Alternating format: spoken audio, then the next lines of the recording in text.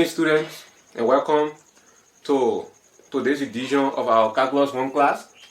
Today we are going to be finding the derivative of this function. Now, in previous lectures, we told you that if you have the quotient of two functions, to find the derivative of those functions, you can use the quotient rule. We also told you about the product rule.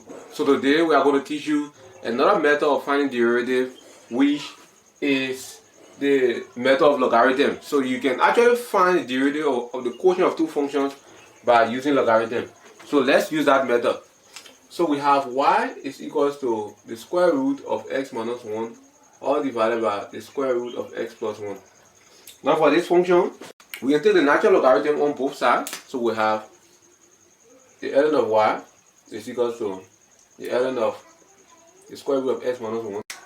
You have the ln of y is equals to, when you are dividing two arguments, you subtract the log. So it will be the ln of x minus 1 minus the ln of the square root of x plus 1. If you do that, you can simplify both further by writing the ln of x minus 1 to the power of 1 over 2 minus the ln of x plus 1 to the power of 1 over 2. And you have the ln of y is equals to, so this half is going to drop.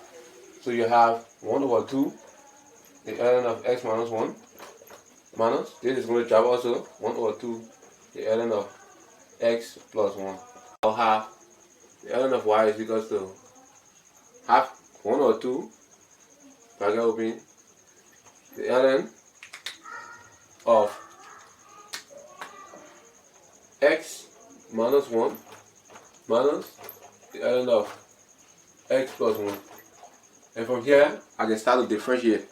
So what is the derivative of the ln of y? Yeah, the derivative of ln of y is y prime over y. That's very brilliant. So the derivative of ln of y is y prime over y is equals to half. What is the derivative of the ln of x minus 1? The derivative of the ln of x minus 1 is 1 over x minus 1. Yeah. Okay, that's good. So that's 1 over x minus 1 minus, what is the derivative of x, the ln of x plus 1? The derivative of the ln of x plus 1 is 1 over x plus 1. Good. So that's 1 over x plus 1. So we have y prime over y is equals to half. If we find the least common denominator here, we have x minus 1 times x plus 1. If we want to simplify this, we have x plus 1 minus x plus 1. Because it's negative, we affect everything here. So you're going to have y prime over y is equals to half onto. So here it's going to give you 2 all over x minus 1 times x plus 1. So what really happens here is that this 2 and this 2 will cancel out. And